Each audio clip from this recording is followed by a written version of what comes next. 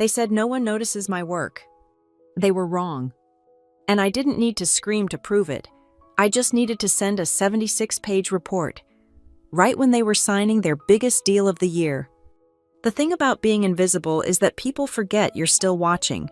They forget you're still documenting. They forget that every adjusted number, every buried cost, every creative interpretation of accounting standards, I saw it all. And I kept receipts. My name is Kara Fielding, and at 6:29 a.m., on a Tuesday that smelled like burnt coffee and corporate betrayal, I walked into conference room C knowing exactly what was about to happen. I wasn't early by accident. They wanted me there first, before the others arrived, before the day officially started, before witnesses. The new CFO, Bo Langford, was already seated at the head of the table, his Patagonia vest perfectly pressed, his copy of Radical Candor positioned just so next to his oat milk latte. He was 32, had an MBA from Wharton, and quoted Simon Sinek in every meeting like it was scripture. "Kara," he said, not looking up from his phone. "Thanks for coming in early." I sat down across from him, my leather portfolio placed precisely parallel to the table's edge. Inside were my notes from yesterday's audit review. Also inside, 18 months of documentation he didn't know existed. "I wanted to have this conversation privately," Bo began, finally making eye contact. His smile was the kind they teach you in management seminars. Firm, professional, utterly devoid of warmth. "As you know, Morrow Stratworks is embarking on a transformation journey." Transformation journey. I wrote those words in my notebook, my handwriting as steady as my pulse. After 15 years in corporate finance, I'd learned that euphemisms were just lies, dressed in business casual. "We're restructuring the finance department to align with our new strategic vision," he continued. "Unfortunately, some legacy roles have become redundant." Legacy, redundant. I added those to my notes. "Your position as chief financial analyst is being eliminated, effective end of month." I kept writing. The scratch of my pen against paper was the only sound in the room besides the hum of the air conditioning. I noted the date, the time, the exact words. Bo shifted in his seat. Most people cry when they're fired, or argue, or negotiate. My silence seemed to unnerve him more than tears would have. "We're prepared to offer you a very generous severance package," he said, sliding a folder across the table. 3 months' salary, continued health benefits through the end of the year, and of course, a strong letter of recommendation. I didn't touch the folder. Instead, I wrote, "Severance offered, terms unclear." "The details are all there," Bo pressed. "We'll also need you to sign some standard paperwork. Non-disclosure, non-compete, the usual." Now I looked up. Our eyes met across the expanse of mahogany that had witnessed 1,000 corporate executions. "When would you like me to transition my projects?" I asked. My voice was calm, professional. The voice of someone who'd spent 15 years turning chaos into spreadsheets, turning hunches into proof. Relief flickered across his face. "We have a team ready to take over. Fresh perspectives. You know, new blood. They're eager to implement some AI-driven solutions, really modernize our processes." Fresh perspectives. I knew that team. 3 junior analysts who couldn't tell the difference between GAAP and gap teeth, led by Bo's former consulting buddy who thought Excel was basically obsolete. "I'll prepare comprehensive handover documents," I said. "That won't be necessary. We want to give the new team space to develop their own approaches." I made another note, handover declined. Then I asked the question I'd been saving. What about the SEC filing for the Meridian acquisition? Something shifted in Bo's expression. Just for a moment, a tightening around the eyes. "That's all handled," he said. "Legal signed off on everything last week." I knew they had. I also knew what they'd signed off on. Every creative interpretation, every aggressive assumption, every number that bent the truth without quite breaking it. "Of course," I said, closing my notebook. "When do you need my response on the severance?" "End of week would be fine." He was already checking his phone again, dismissing me before I'd even left the room. "HR will send you the details." I stood, smoothing my skirt, gathering my things with the same precision I'd brought to every financial model, every audit report, every analysis that had kept this company from drowning in its own ambition. "Kara," Bo called as I reached the door, "I want you to know this isn't personal. It's just business." I turned back, allowing myself the smallest smile. "I understand completely," I said. "Just business." As I walked back to my office, past the cubicles already filling with people who had no idea what was coming, I thought about the file sitting on my home computer. 76 pages of just business, encrypted, time-stamped, and waiting. They were right about one thing: my role here was finished. They just didn't know I'd be finishing it on my own terms. The transition meeting was scheduled for 2 p.m. the following Monday. Bo had assembled his new team in the same conference room where he'd fired me, as if the space itself could be recycled as easily as my position. I arrived 5 minutes early, carrying 3 binders of color-coded documentation. The new team was already there. Tyler Morrison, fresh from Deloitte with his hair still styled like a college sophomore. Jessica Park, who'd been hired straight from her MBA program and treated LinkedIn endorsements like Pokemon cards. And Marcus Webb, whose main qualification seemed to be his ability to create dynamic visualizations in Tableau. "Kara," Tyler said with manufactured enthusiasm, "thanks so much for doing this. We're super excited to bring some fresh energy to the finance function." Fresh energy. I set my binders on the table, each one labeled with a different aspect of our financial operations: revenue recognition, M&A cost allocations, internal audit protocols. "Where should we start?" I asked. Jessica was scrolling through her phone. Marcus had his laptop open, but I could see he was browsing sneaker websites in a reflected window. Tyler at least pretended to pay attention, his Mont Blanc pen poised over a legal pad that remained blank. "Actually," Tyler said, "we've been thinking, instead of going through all this legacy documentation, why don't you just give us the high-level overview? We want to approach things with fresh eyes, you know. Legacy documentation, also known as 15 years of institutional knowledge, every exception, every workaround, every place where our numbers danced on the edge of compliance." "Of course," I said, opening the first binder. "Let's start with revenue recognition. We have 3 different models depending on contract type." "Sorry to interrupt." Jessica finally looked up from her phone. "But can't we just automate all this? I mean, there's AI for this stuff now. We shouldn't need all these manual processes." I paused, my finger on a spreadsheet showing how we'd handled the Henderson Industries contract, a $50 million deal with payment terms so complex it had taken me 3 weeks to properly model the revenue flow. "You're right," I said slowly. "AI could definitely help. For instance, with the Meridian acquisition, there are some cost allocations that require careful handling." "Oh, we've got that covered," Marcus chimed in, still not looking away from his screen. "Tyler's already built a sick dashboard that pulls everything automatically, real-time updates. No manual intervention needed." Sick dashboard. I wondered if it would catch the $2.7 million in consultant fees that had been mysteriously categorized as ERP training, or the way we'd capitalized expenses that should have hit the P&L, or the creative interpretations that turned a borderline deal into a Wall Street darling. "That's impressive," I said. "May I see it?" Tyler's smile faltered slightly. "It's still in beta. We're waiting for the API connections to stabilize." Of course they were. I turned to a section on audit requirements. The SEC has specific expectations for how we report M&A costs. There are some nuances. "Look," Tyler interrupted, his fresh energy already wilting. "We appreciate this, really, but we've got a meeting with Bo in 20 minutes about the new reporting structure. Maybe you could just email us anything super critical." Email them, as if 15 years of knowledge could be compressed into bullet points and sent through Outlook. Jessica was already packing up.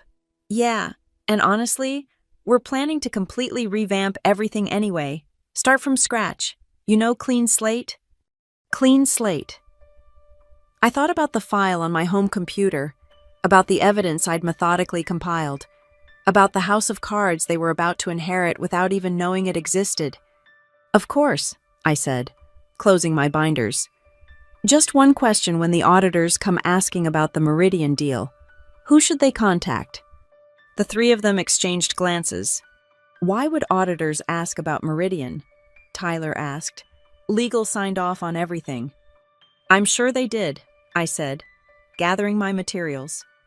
But in my experience, auditors sometimes have follow-up questions, especially about cost allocations. The $2.7 million in training expenses, for instance. Marcus finally looked up from his laptop. What $2.7 million? I smiled, the same professional smile I'd worn for 15 years. I'm sure your sick dashboard will catch it. After all, AI doesn't miss anything, right?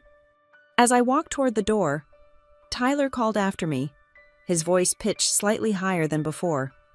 Wait, what do you mean about the training expenses? I paused at the threshold, looking back at the three of them, the fresh perspectives that were about to discover what happens when you try to transform a department you don't understand. If you're confident auditing the entire M&A cost structure with just AI, I said quietly, then go ahead, try it. Jessica laughed, a sharp sound in the sterile conference room. Is that supposed to be some kind of threat? No, I said, just advice from someone with legacy knowledge. I left them there, surrounded by their laptops and their certainty, their fresh energy already curdling into something that looked like fear. In the elevator, I allowed myself a moment of satisfaction. They'd asked for a clean slate. They had no idea how dirty the old one was. That evening, I sat at my home office desk as the city lights flickered beyond my window. 9:43 p.m. The house was quiet, except for the hum of my computer and the distant sound of traffic 20 floors below. The file appeared on my screen as Sec Trigger, PDF. 76 pages that represented 18 months of careful documentation. I'd started building it the day after the Meridian acquisition was announced, when I'd noticed the first discrepancy in the preliminary cost estimates. What began as professional curiosity had evolved into something else entirely, a comprehensive map of every creative interpretation, every aggressive assumption, every place where Morrow Stratworks had painted outside the lines. I opened the file and scrolled through it one more time. Page 1 to 15. Executive summary and timeline. Every decision, every meeting, every email where someone had chosen expedience over accuracy. I'd learned long ago that the key to forensic accounting wasn't just finding the numbers, it was showing the pattern. Page 16 to 34. The Meridian acquisition cost analysis. This was where it got interesting. The $310 million deal had been complex, involving multiple subsidiaries and international entities. Perfect cover for the kind of financial creativity that looked brilliant in board presentations and questionable under SEC scrutiny. I documented every allocation, the $2.7 million in ERP training that was actually consulting fees paid to Bo's former firm, the $4.1 million in integration costs that had been capitalized instead of expensed, inflating our earnings just enough to hit analyst targets. The vendor contracts that had been backdated to shift expenses into different quarters. Page 35 to 52. Internal communications. Screenshots of emails, Slack messages, meeting notes, all obtained through proper channels during my regular work, all showing the decision-making process. Bo writing, "Let's be creative with the timing here." The head of legal responding, "Technically allowable if we document it correctly." The CEO asking, "What's our exposure if someone looks too closely?" Page 5376. Supporting documentation. Cross-references to the actual SEC filings, highlighting discrepancies between what was reported and what I'd found. Bank statements, vendor invoices, the paper trail that told the real story. I'd been meticulous, every claim supported, every number verified, every source documented. It wasn't just an accusation, it was a roadmap that any competent investigator could follow straight to the truth. The file was encrypted with military-grade protection, time-stamped with blockchain verification to prove when it had been created. I'd even used stenographic techniques to embed hidden verification codes in the PDF itself, insurance against anyone claiming I'd fabricated it after the fact. I closed the file and leaned back in my chair. Tomorrow, they'd make their announcement about the successful integration of the Meridian acquisition. The stock would probably jump. Bo would take credit for the seamless financial optimization. The board would congratulate themselves on their strategic vision. And I would wait. The severance package still sat on my kitchen counter, unsigned. The NDA they wanted, specifically the enhanced one that mentioned financial operations and proprietary methodologies, would prevent me from ever sharing what I knew. They'd offered an extra month's pay if I signed it by Friday. I pulled up my personal email and drafted a message to myself, scheduling it for 6 months in the future. A simple reminder: check SEC Edgar database for Morrow Stratworks amendments. Then I opened a new browser window, navigating to the SEC's whistleblower submission page. I'd read through the process a dozen times. Anonymous submissions were allowed, protected, even. The commission had recovered billions through the program, offering significant rewards to those who provided substantial assistance. But I didn't submit it, not yet. Instead, I created a new folder on my secure cloud drive, Insurance Policy. I uploaded the file, set up automated backups to 3 different services, and enabled dead man switch protocols. If I didn't check in every 30 days, copies would be sent to a predetermined list of recipients. My phone buzzed, a text from my former assistant. "Heard what happened. That's bullshit. You okay?" I typed back, "Better than okay," starting a consulting firm. It wasn't a lie. Tomorrow I'd file the LLC paperwork, fielding financial forensics, specializing in compliance audits and financial crisis management. The kind of firm that companies hired when the SEC came knocking and they suddenly realized their fresh perspectives weren't enough. I looked at the file one more time. 76 pages that could crater stock prices, end careers, trigger investigations that would last years. In my notebook, the same one where I documented my termination, I wrote a single line: "The best revenge isn't served cold, it's served with documentation." The city lights twinkled below, indifferent to the small dramas playing out behind its windows. Somewhere across town, Bo was probably celebrating his successful restructuring. The new team was likely still trying to figure out how to access the shared drives. And I sat in my home office, a ghost in their machine, holding a detonator they didn't even know existed. Status not yet sent. But soon, very soon, my last day at Morrow Stratworks arrived on a Friday that felt like any other, except for the cardboard box on my desk and the security badge that would stop working at 5 p.m. The HR representative, a nervous woman named Patricia, who'd once asked me to help with her son's statistics homework, stood in my doorway holding a folder thick with paperwork. "I'm so sorry about this, Kara," she said, and I believed she meant it. "We just need to go through the exit procedures." I'd already packed. 15 years reduced to a single box, a few personal photos. My collection of financial analysis textbooks. The crystal paperweight they'd given me for 10 years of service. Everything important, every file, every document, every piece of evidence had been backed up long ago. "Of course," I said, gesturing for her to sit. "What do you need from me?" Patricia spread the papers across my desk like tarot cards predicting a predetermined future. Standard exit interview questions, return of company property, and... She paused, sliding a specific document toward me. "This additional confidentiality agreement." I picked up the agreement, scanning the dense legal text. It went far beyond the standard NDA I'd signed when I was hired. This one specifically mentioned financial methodologies, audit procedures, cost allocation strategies, and interesting, any and all documentation related to merger and acquisition activities. "This is quite comprehensive," I observed. Patricia shifted uncomfortably. "Mr. Langford insisted. He said given your extensive knowledge, it was important to protect the company's interests."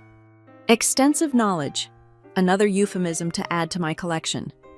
"The severance package is contingent on signing this?" I asked, though I already knew the answer. "I'm afraid so. But it's very generous they've actually increased it by another month if you sign today. 4 months' pay to buy my silence. They were scared, even if they didn't fully understand what they should be scared of. I set the document down, unsigned.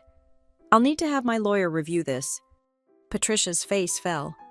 Mr. Langford was hoping to have this wrapped up today. I'm sure he was. I kept my voice pleasant, professional. But I don't sign legal documents without proper review. I'm sure the company understands the importance of due diligence. The irony wasn't lost on either of us. As Patricia gathered the unsigned papers, Beau appeared in my doorway. He wore his casual Friday uniform designer jeans and a quarter zip that probably cost more than most people's rent. "Kara," he said, nodding at Patricia in dismissal. She scurried away, leaving us alone. I heard there's some hesitation about the agreement. No hesitation, I replied, continuing to pack my box. Just standard practice, review before signing. He stepped into my office, closing the door behind him. Look, I want to be straight with you. This agreement, it's important. For everyone. I'm sure it is. The company's in a good place right now. Strong quarter. The Meridian integration is being hailed as a textbook success. There's no reason to... He searched for words. Complicate things. I placed the crystal paperweight in my box, nestling it between 2 picture frames. I have no interest in complicating anything. Beau, then sign the agreement. Take the severance. Move on. I looked up at him then, meeting his eyes directly. You know, in 15 years here, I've never once acted against the company's best interests. I'm not suggesting you would. Every report I filed, every analysis I completed, every recommendation I made always in the company's best interests, even when those interests conflicted with what people wanted to hear. His jaw tightened. Your work was always thorough. Yes, I agreed. It was... We stood there for a moment, the weight of unspoken truths filling the space between us. He wanted to ask what I knew. I wanted him to know that I knew. But we both maintained the fiction, the corporate theater that made moments like this possible. The offer stands until end of business today, he finally said. After that, just the standard severance. I understand. He turned to leave, then paused at the door. You know, Kara, nobody reads those reports you used to write. All that documentation, all those warnings about risk, they just sat in shared drives gathering digital dust. I smiled, a real smile this time. You're probably right. Nobody ever read them. So whatever you think you're proving by being difficult about this... I'm not trying to prove anything, I interrupted gently. I'm just being thorough. It's a character flaw, I suppose. He left without another word, the door clicking shut with a finality that echoed through the empty office. I pulled out my personal notebook, the one that had never touched company property, and wrote down his words exactly. Nobody reads those reports you used to write. Perfect. I'd wanted that in writing, even if only in my own hand. At 4:55 p.m., I carried my box to the elevator. A few colleagues murmured sympathies.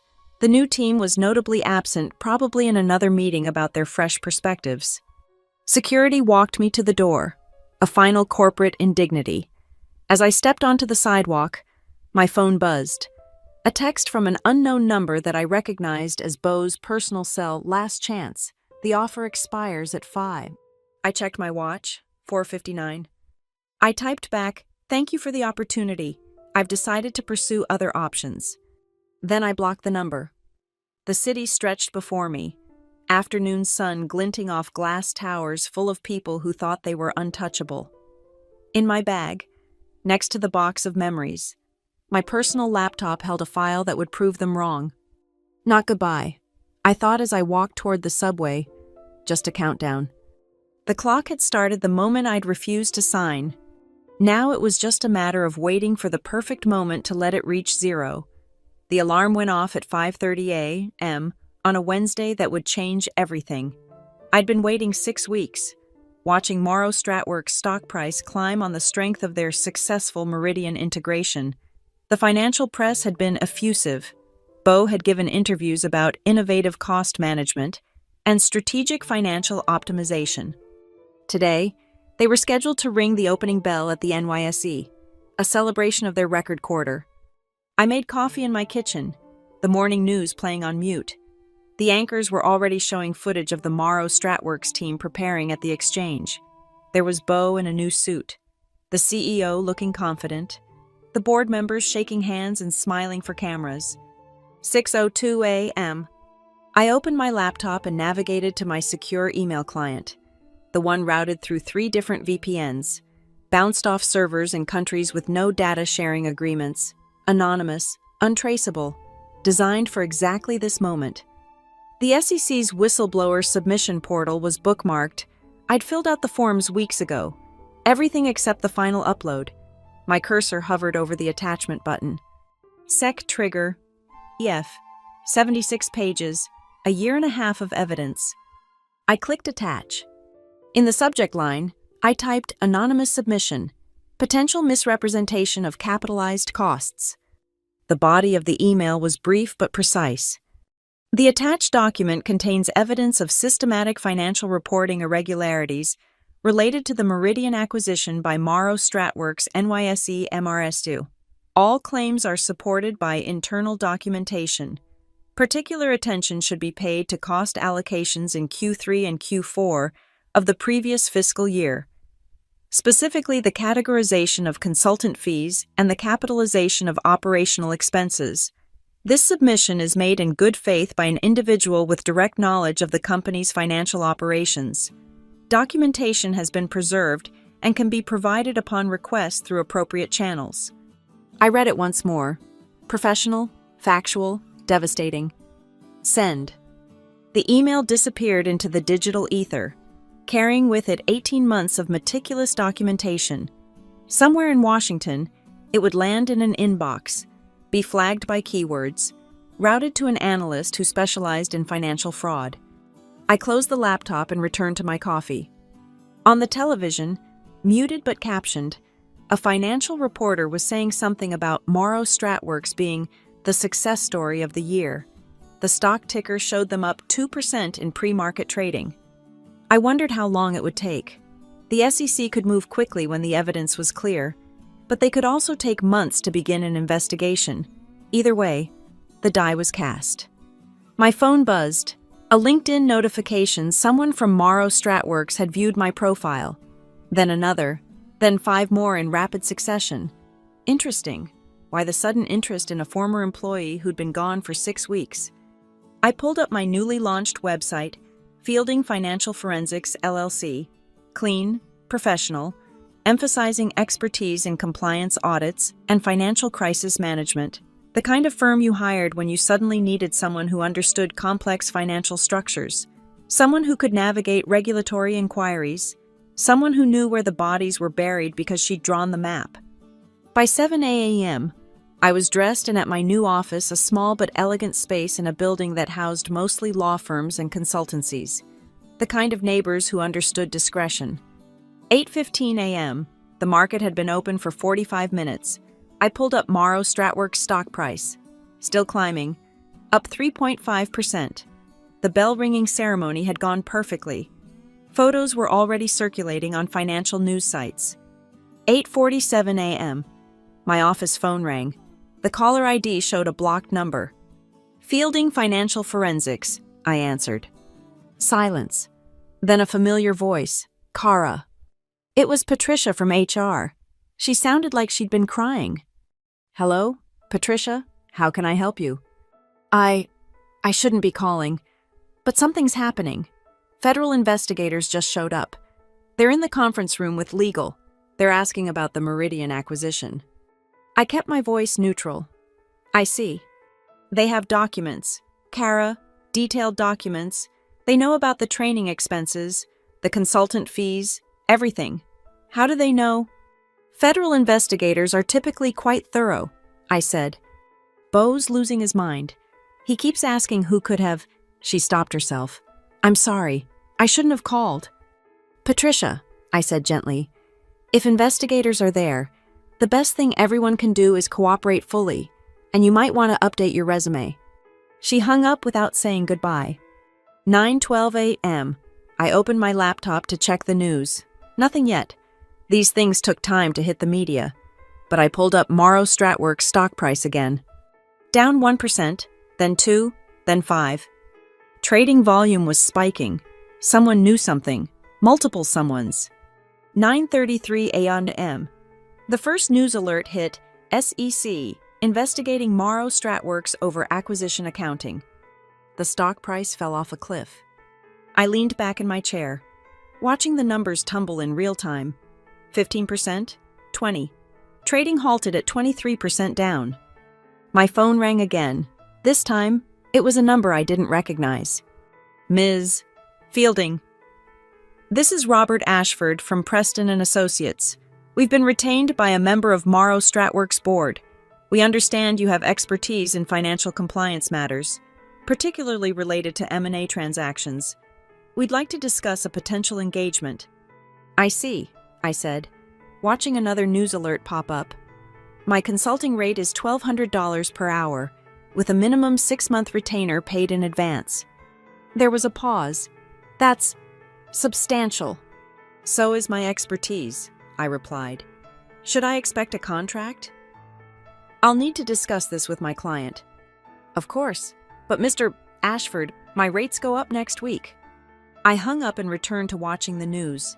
Bo's face was on CNBC now. File footage from this morning's bell ringing. He looked so confident, so sure of his fresh perspectives. The anonymous submission had worked exactly as intended. Not a sledgehammer, but a scalpel. Precise, surgical, impossible to ignore. My email chimed. 3 inquiries for consulting services, all from companies that had recently completed acquisitions. I smiled and updated my auto-reply due to high demand. Fielding Financial Forensics is currently booking new clients for Q3. They'd said no one noticed my work. They'd been wrong. And at 6:02 a.m. on a Wednesday morning, I'd proven it with the send button. 3 days after the SEC announcement, Morrow Stratworks was in full crisis mode. Their stock had stabilized at 40% below its peak, but the damage was spreading like cracks in a windshield. The Wall Street Journal had published a devastating piece titled, "The Numbers Never Lie Inside Morrow Stratworks Accounting Scandal." I was reviewing contracts in my office when my assistant knocked. I'd hired her the week before a sharp young woman who'd also been restructured out of a Big Four firm for asking too many questions. "There's a James Morrison here to see you," she said. "He doesn't have an appointment, but he says it's urgent." Morrison. I knew that name. Morrow Stratworks' chief legal officer, the one who'd signed off on every creative interpretation. "Send him in," I said, closing my laptop. James Morrison looked like he'd aged 5 years in 3 days. His suit was impeccable, but his eyes were bloodshot, and his hands trembled slightly as he sat across from my desk. "Kara," he began, then stopped, seeming to reconsider his approach. "Thank you for seeing me." I waited. In negotiations, silence was often more powerful than words. "The SEC has been very specific in their inquiries," he continued. "They seem to have a comprehensive understanding of our financial operations, particularly regarding the Meridian acquisition." "That must be challenging," I observed. His jaw tightened. "Don't play games with me. We both know where they got their information." "Do we?" I kept my voice mild, professional. "The SEC has many sources, whistleblowers, routine audits, market surveillance." 76 pages, he interrupted. They mentioned 76 pages of documentation, very specific, very detailed, the kind of documentation that only someone with intimate knowledge of our operations could compile. I remained silent. "We've traced the submission to an anonymous email routed through multiple VPNs," he continued. "Professional, untraceable, but the writing style, the organization, the specific transactions highlighted." He leaned forward. "I've read your reports for 15 years. Kara, I know your work." "That's flattering," I said. Though, as I recall, Bo mentioned that no one ever read my reports. Morrison's face flushed. "This isn't a joke. The company is hemorrhaging value. Careers are being destroyed. The board is calling for heads, including yours." He didn't answer, which was answer enough. "What do you want, James?" "We need someone who understands our systems, someone who can help us navigate the investigation. Show the SEC that these were good faith errors, not intentional misrepresentations." "Good faith errors," I repeated, "like the $2.7 million in consultant fees disguised as training costs." His eye twitched. "Aggressive accounting isn't necessarily fraudulent accounting." "The SEC seems to disagree. Which is why we need you." He pulled out a folder, sliding it across my desk. $1 million, 6-month contract. You help us respond to the SEC's inquiries. I didn't touch the folder. "My rate is $1.2 million, non-negotiable, and I'll need a very specific scope of work. Which is, I'll provide factual responses to regulatory inquiries. I'll help you locate and organize documentation. I'll ensure your responses are accurate and complete." I paused. "But I won't help you spin the truth. I won't create alternative narratives, and I won't lie to federal investigators." "We're not asking you to lie. You're asking me to help you minimize the damage from decisions you made against my explicit recommendations." I cut him off. "I have emails, James, memos, where I warned about these exact issues, responses from leadership dismissing my concerns as overly conservative." He went very still. "You kept copies?" "I keep excellent records. It's a character flaw, I'm told." We stared at each other across my desk, the weight of 15 years of willful blindness between us. "If you have documentation showing you warned us," he said slowly, "that could actually help our case. Show that we had internal controls, even if they weren't always followed." I almost laughed. They wanted to use my diligence as their shield. "I'll need that in writing," I said, "that you want me to provide all relevant documentation to investigators, including my internal warnings and recommendations." "Of course." "And immunity from any retaliation or legal action related to my cooperation." "That's standard." "And a public statement acknowledging my role in identifying these issues before I left the company." He hesitated. "The board won't like that." "The board should have listened to me in the first place." My phone buzzed. Another potential client. Word was spreading that Fielding Financial Forensics was the firm to call when federal investigators came knocking. "I'll need an answer by end of business today," I said. "After that, my calendar is fully booked." Morrison stood, looking older and more tired than when he'd walked in. "You planned this, from the moment Bo fired you." "I planned for multiple contingencies," I corrected. "It's what good analysts do. We see patterns, identify risks, prepare for various scenarios. And if we'd kept you on, then that file would have stayed encrypted on my hard drive forever." I stood as well, extending my hand. "But you didn't keep me on. You chose fresh perspectives over institutional knowledge. How's that working out?" He shook my hand, his grip weak. "I'll have the contract to you by 3 p.m. After he left, I returned to my laptop. More emails, more inquiries, more companies suddenly realizing that maybe, just maybe, they should have someone double-check their creative accounting. The phone rang. My assistant's voice, "CNBC is on line 1. They'd like to discuss the importance of internal financial controls." I smiled. "Tell them I'll call back after market close." The numbers never lied, but apparently, everyone was just now starting to notice. The emergency board meeting was called for 12:01 p.m. on a Thursday that smelled like desperation and damaged reputations. I knew because James Morrison had texted me at 11:47, begging me to stand by for an urgent consultation. I was in my office, reviewing the contract they'd sent over.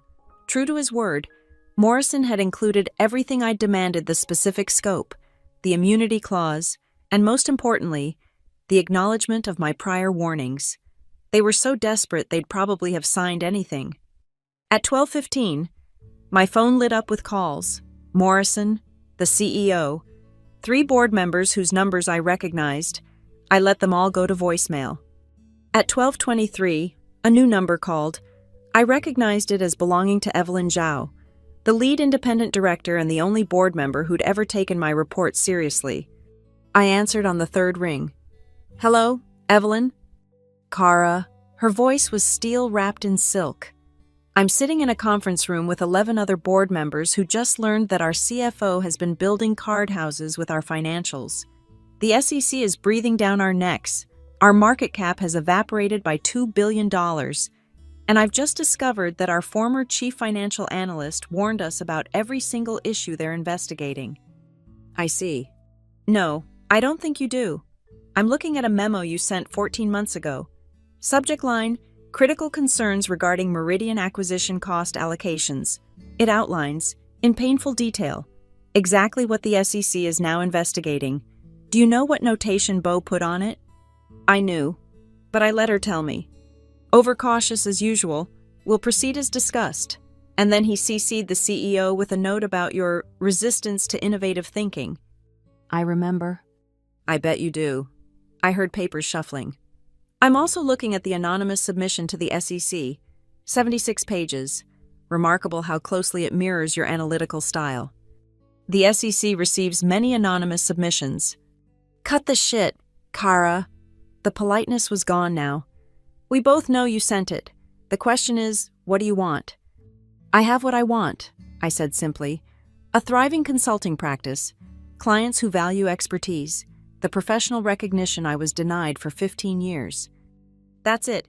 You torpedo a $4 billion company for professional recognition." I didn't torpedo anything. I identified risks. I documented concerns. I provided recommendations. Leadership chose to ignore them in favor of aggressive growth strategies and quarterly earnings targets. Silence. Then, "Bo's been terminated. Effective immediately." I felt a small flutter of satisfaction but kept my voice neutral. "That seems prudent." "The CEO is taking a voluntary leave of absence pending the investigation's outcome." Also prudent. "We need someone who understands our finances, someone who can work with the SEC, help us unwind this mess, implement proper controls going forward." "You have my contract terms."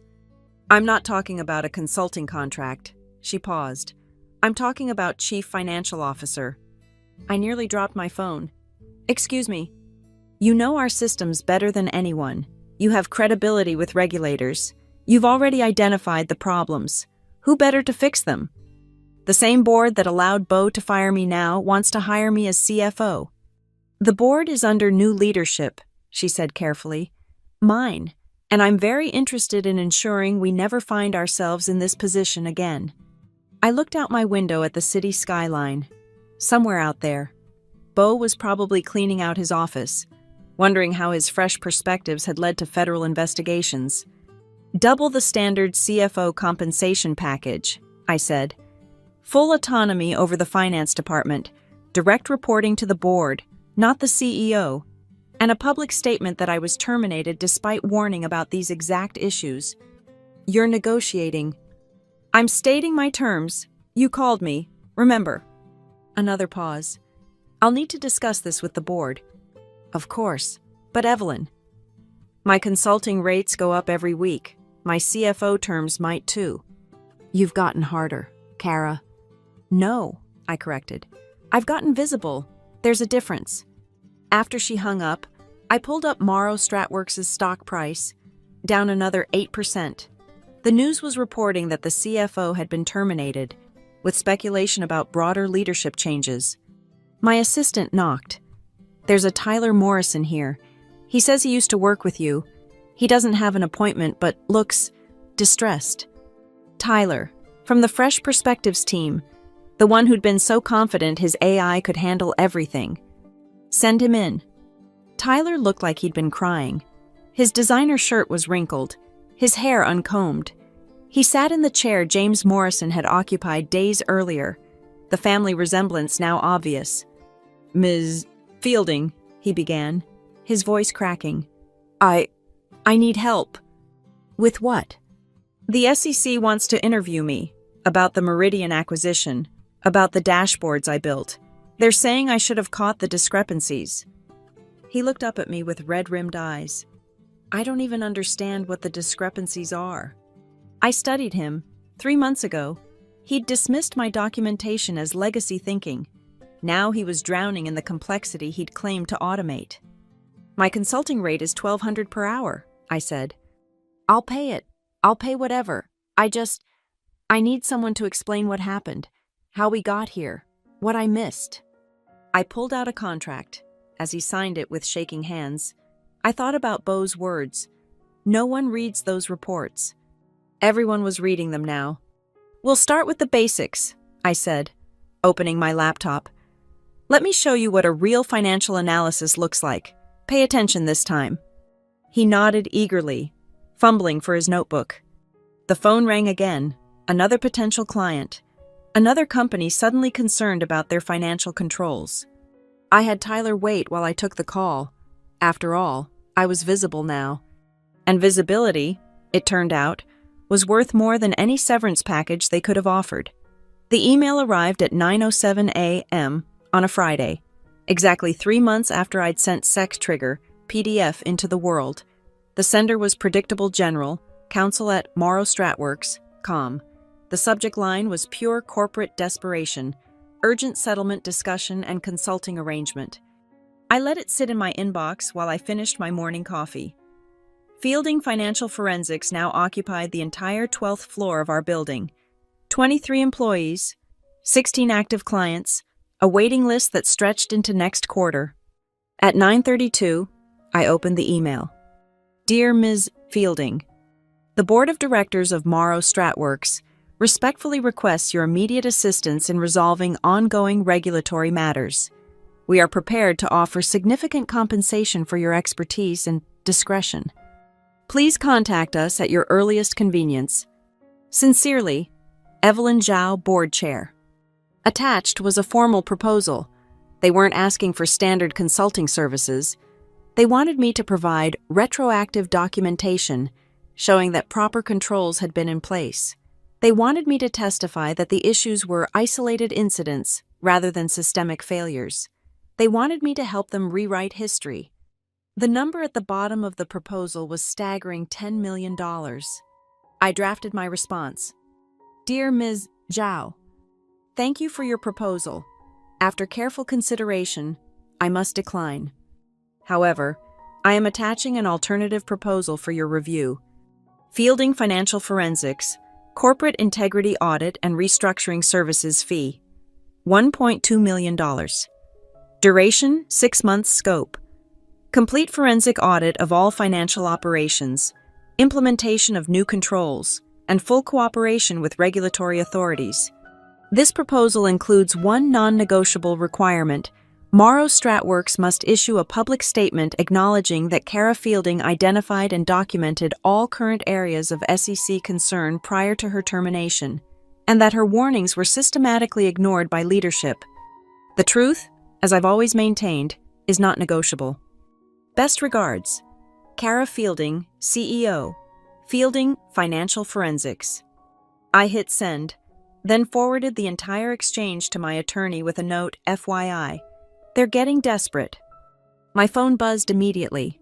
Evelyn Zhao. $10 million, she said without preamble. You're walking away from $10 million. I'm walking away from a federal conspiracy charge, I corrected. What you're proposing isn't consulting, it's obstruction of justice. You've already won. Kara, you've destroyed careers, tanked our stock price, built your little empire. What more do you want? I thought about the question. What did I want? I'd wanted recognition, respect, vindication. I'd gotten all of that and more. I want the truth, I said finally. I want every investor, every employee, every stakeholder to know that someone was watching, someone was documenting, someone cared more about accuracy than appearances. That's it. You want credit? No, I want accountability. There's a difference. She hung up without another word. 2 hours later, a press release hit the wires. Morrow Stratworks announces comprehensive financial restructuring company acknowledges former chief financial analyst Kara Fielding identified key issues prior to departure. It wasn't everything I'd asked for, but it was enough. My phone exploded with calls, reporters wanting statements, companies wanting proposals, headhunters offering positions I couldn't have imagined 6 months ago. I ignored them all and pulled up my blog, the one I'd started the day I was terminated. The post I'd written but never published was still there in drafts. When being invisible makes you untouchable. I updated the ending. They said no one noticed my work. For 15 years. That might have been true. I wrote reports that gathered digital dust.